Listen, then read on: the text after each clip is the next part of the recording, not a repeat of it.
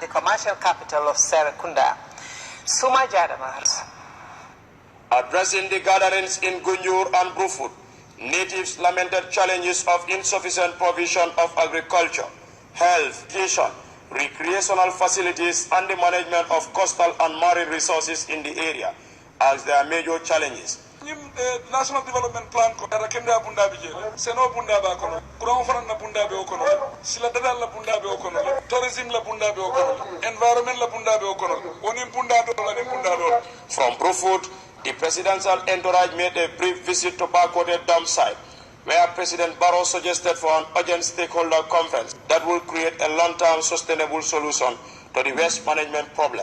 The president's meeting, which was attended by thousands of people, was used by the Lord Mayor of KMC, Talib Ahmed Bensouda, to express concerns on waste management, poor road,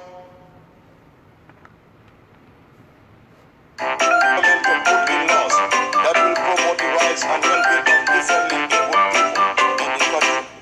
Responding to the concerns of residents of Combo South, North, and KMC, President Barrow briefly explained the content of MDG, which seeks to holistically combat the development challenges of the country into sustainable opportunities.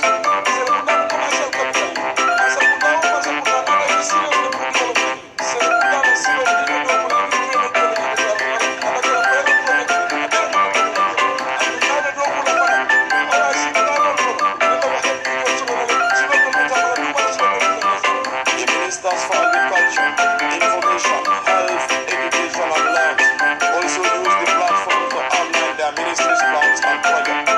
For KMC, the Gambian leader promised to boost the economic gains of the state, people and businesses through the construction of modern roads, drainage facilities and industries, while acknowledging his resolve to empower the rights and well-being of differently able people in the country.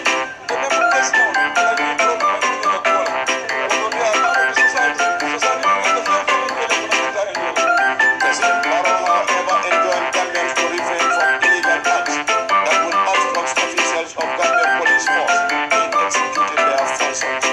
Suma Jadama, reporting for GRTS News.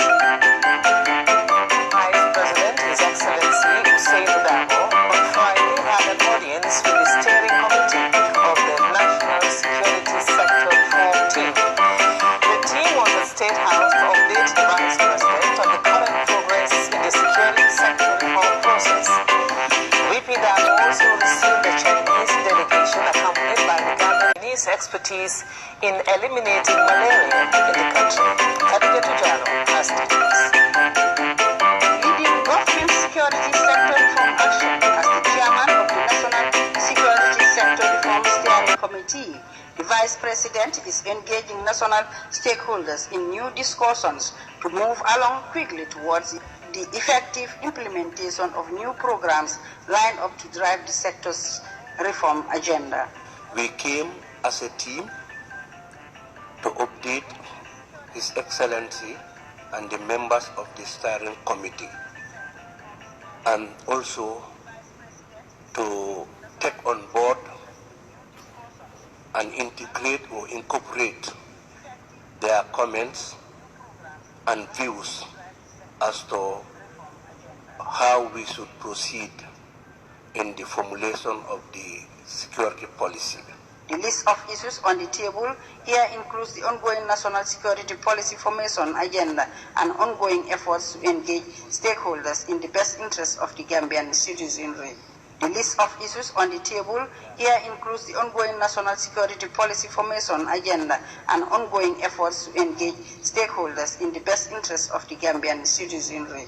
The second agenda was, because there are a lot of contentious debate and issues surrounding the security sector reform, we wanted a common goal, we wanted a common understanding. Vice President Dabo also received a team Chinese investors intend seeking to partner with the government on a project that aims to vastly eliminate malaria in the Gambia. 这个是我们在冈比亚驻中国大使 We also had a meeting with Ministry of Health of Gambia, and the two parties has also reached consensus on how to push forward this project. The team, according to the president of the group, Zhu Lai, also discussed other investment potentials in agriculture. The Gambian ambassador to China, His Excellency Fai Sise, held the development partnership and outlined the potential supporting the national healthcare sector in malaria in the country. This company, USAR Group in Guangzhou, they have eradicated malaria in other countries like Comoros. They have done it in Vietnam. They have done it in some parts of Africa too. Reporting for Grts. The Gambia Public Enterprise Committee of the National Assembly on Thursday engaged officials of the Gambia Ports Authority on the activity report and financial statement of the institution. The 2015 and 2016 reports were tabled before deputies some 2 weeks ago by the Managing Director of GPA, Abdullahi Tambit. Ibrahim Asane reports. The usual scrutiny of the reports by members was characterized with question and answer session, discussion and recommendations. The chairman of Public Enterprise Committee of the National Assembly and member for Serekunda, Halifa Sallah, said public enterprises are obliged to comply with their various acts and regulations for better operational and service delivery. Those charged with the responsibility of governance of the authority are obliged to comply with the dictates of Section 175, subsection 5 of the Constitution, which states that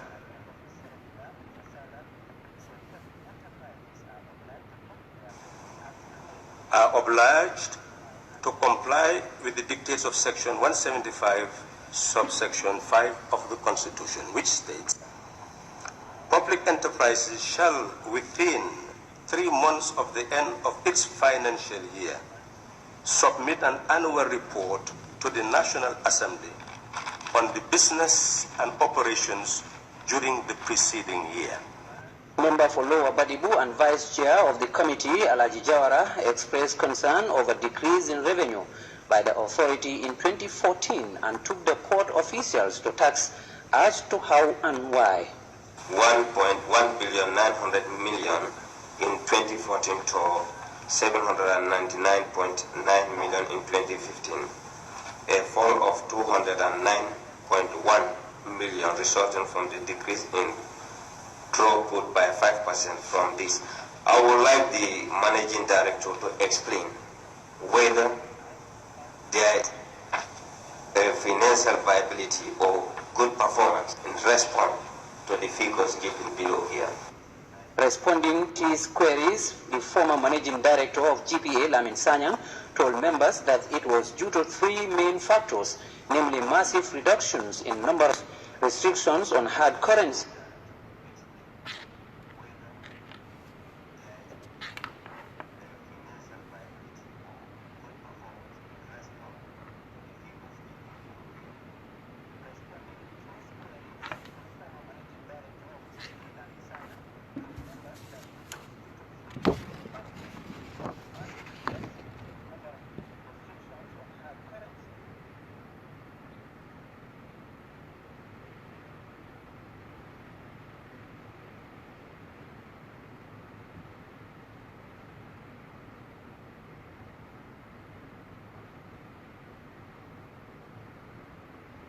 Designated first-class magistrate, Her Worship Tracy Decis Wilson, asked Coroner to conduct an inquest into the causes of the said deaths in accordance with the Coroner's Act, Cap 7.04 of the laws of the Gambia.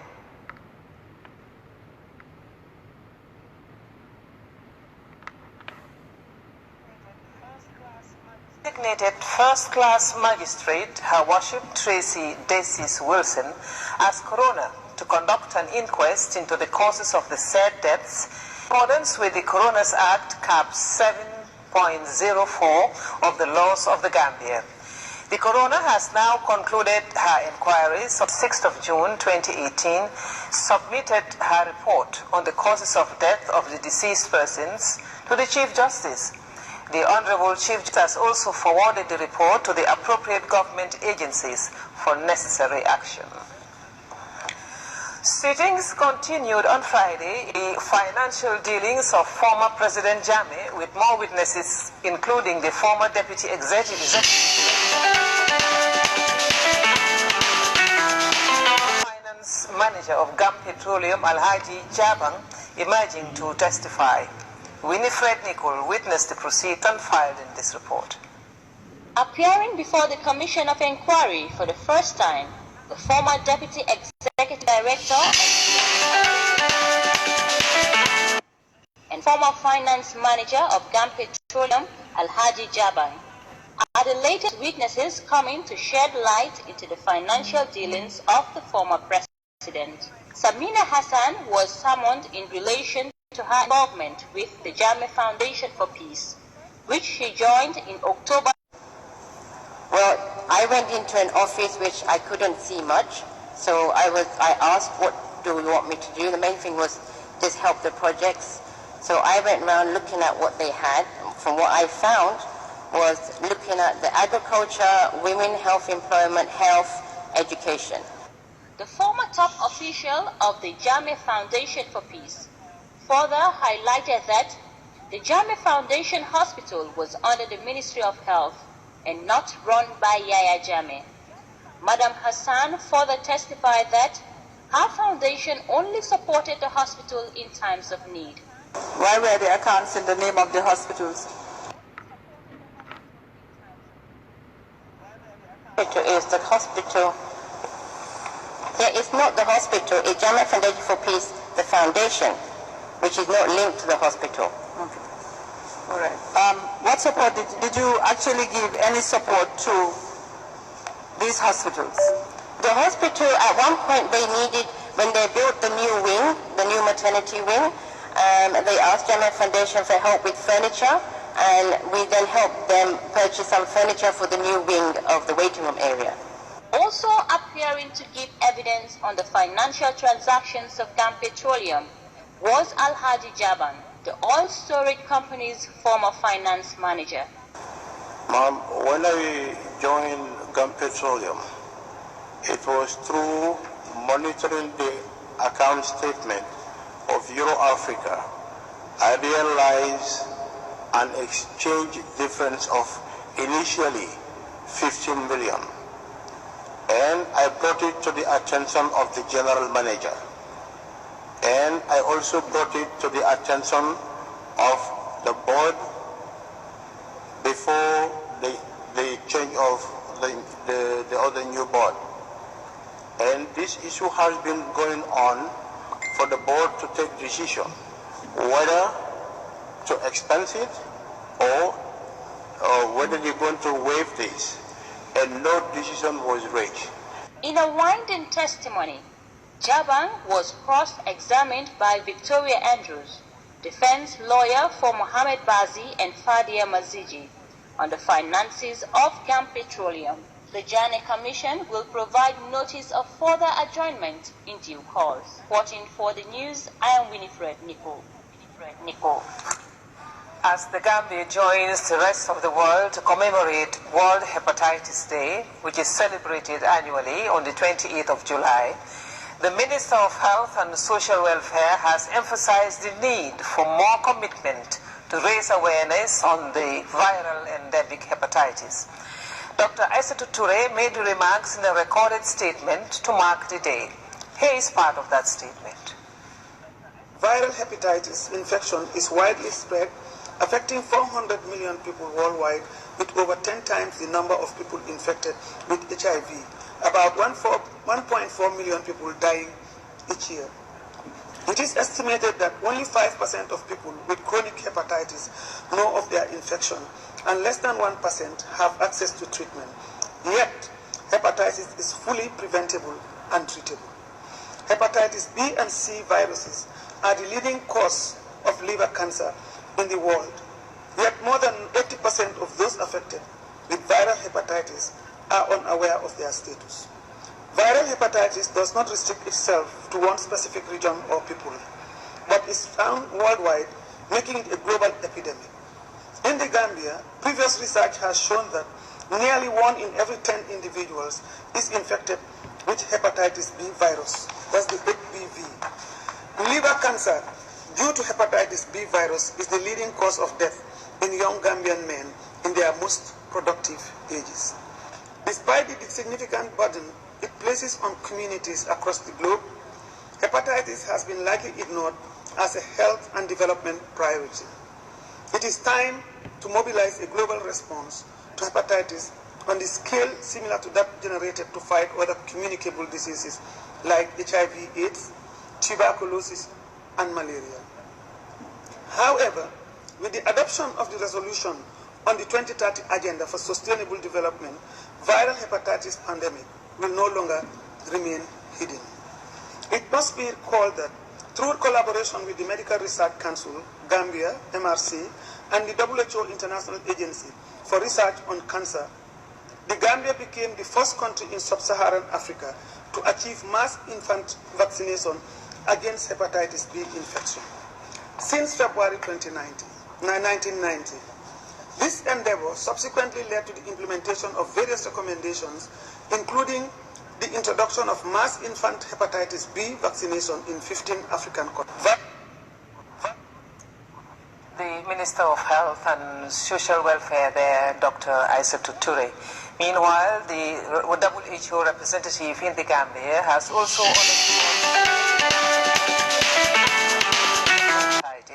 in a statement recorded earlier. Here is an excerpt. The goal of the World Hepatitis Day is to raise awareness of these infections and the importance of testing early because treatment is readily available. Worldwide, there are 323 million people infected with hepatitis B and C viruses, a burden 10 times larger than the HIV epidemic. Over 1.4 million people die annually from liver disease caused by untreated infection, including 2 out of every 3 liver cancer deaths. In Africa, hepatitis B and C is a silent epidemic affecting over 70 million people. For hepatitis C, new available treatment can cure the infection in almost all patients within 12 weeks. Today, I call on member states to develop costed national strategic plans to serve as roadmaps for elimination of viral hepatitis. I urge countries to invest in hepatitis response by scaling up domestic funding and providing testing and treatment facilities, leveraging on existing health infrastructure for HIV and other infectious diseases. Healthcare workers, non-governmental organizations, civil society, and people living with viral hepatitis must play a vital role in raising awareness and promoting testing and treatment for hepatitis B and C. I call on researchers to work on simplifying testing and treatment and find a cure for hepatitis B infection and a vaccine for hepatitis C. The WHO representative in the Gambia speaking on World Hepatitis Day, which will be commemorated tomorrow. Tourism officials have convened for the validation of the Gambia Hotel Classification Document, which aims to ensure maximum standards for enhanced service delivery to customers. We have more details from Fatu Ilika Moloshi in this report. The validation of this new hotel classification document meeting brought together managers of various hotels and relevant stakeholders in the tourism sector. Amid efforts to provide tourists with maximum assurance of better services and hospitality, the validation of the classification document is seen as a practical move to upscale and enhance industry standards. The Director General of the Gambia Tourism Board, Abdullahi Haidara, described the document as a great marketing tool to boost both local and international tourism.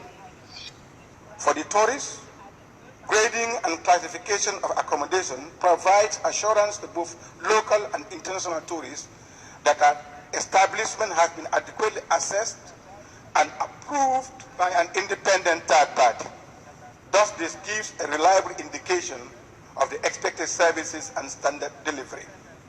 The monitoring and evaluation of hotel service delivery is important in assessing minimum standards and address concerns that ensure tourists get value for their money. For tourism officials, the absence of such procedures impedes hotel quality and independent assessment. The inability of customers to find hotels of standard they require are clear indications of expected services and offerings are also a major weakness in the country. It is to ensure that there is the effective classification of hotels and the proper regulations of standards and quality services. The Minister of Tourism expressed delight in the validation of this vital document and urged hotel managers to abide by the general rules that ensure the necessary standards in hospitality facilities for various classes of hotels. What is most important for us now is to make sure that when they come, the facility of 3-star is 3-star. The facility of 2-star, what is expected of a 2-star hotel, is inside the 2-star hotel. The facility of a 4-star is available in a 4-star hotel. The facility in a 5-star is available in a 5-star hotel. And how do we do that?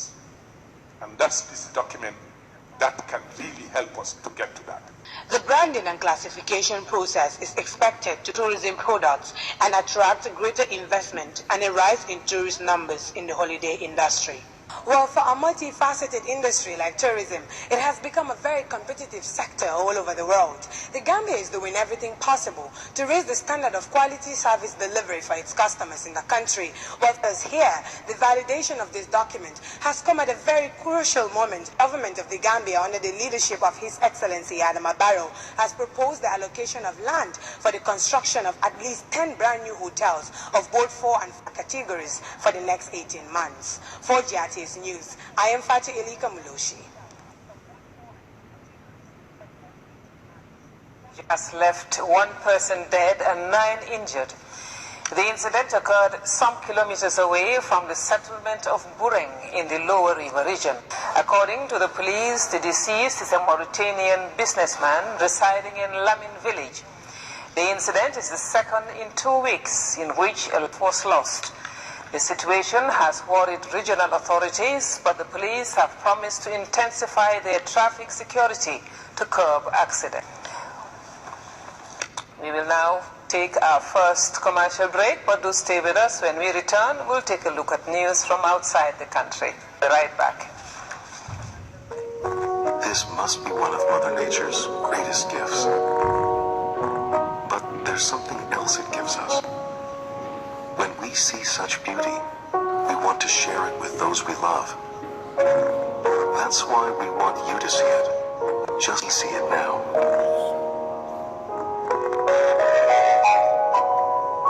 LG OLED TV. I'm tired of the sentence, the same stress and the struggle every day. Time is money, we don't have time to delay. No more struggles every day. It need hustles and the long queue just to buy cash power. 77,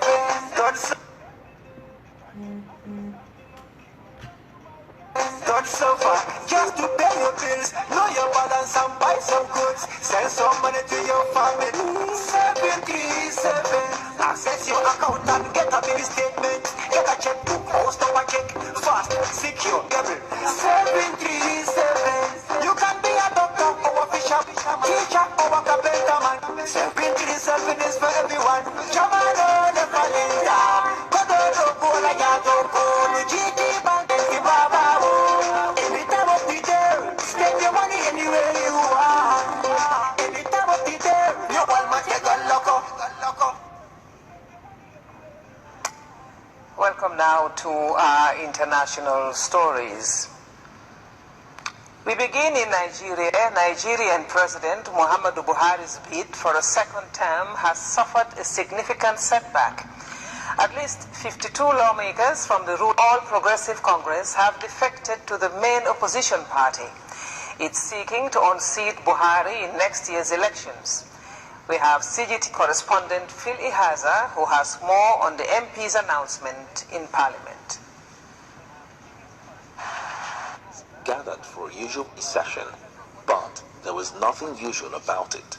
Deliberations on national issues were put on hold as the Senate President read a letter by legislators announcing their decision to defect. We hereby inform the Senate that we don't sign changing our political affiliation from the All Progressive Congress to the People's Democratic Party. We thank you for your exemplary leadership, as always. Yours sincerely. 15 senators and 37 members of the Federal House of Representatives quit the ruling party APC, with most of them joining the main opposition PDP. The ruling party has experienced infighting among its members ever since assuming power in 2015.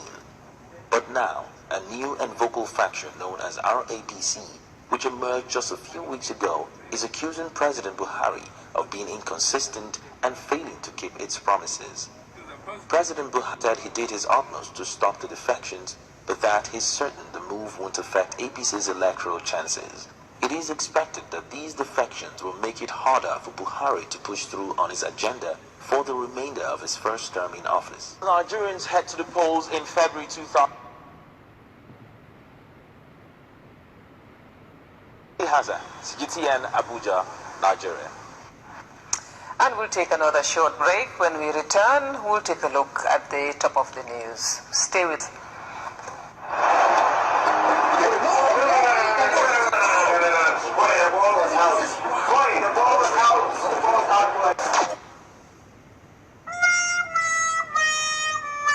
Not now. I promised to buy cash power today. Stop complaining. Use your Africell line to get us cash power. My Africell line? Africell? Oh yes! With your Africell line. To buy your cash power, simply dial 777# to access your Africell money account and choose Buy Cash Power. Register your meter number, enter the amount of cash power you want to buy, and then enter your Africell money PIN code. Confirm your transaction. But how can I refill my Africell money account? You can top up your Africell money account with no extra charges from any Africell outlet near you, or simply at any bank where you see a sign that says Africell money available here. Buy your cash power now straight from your Africell money account at the cheapest cost ever.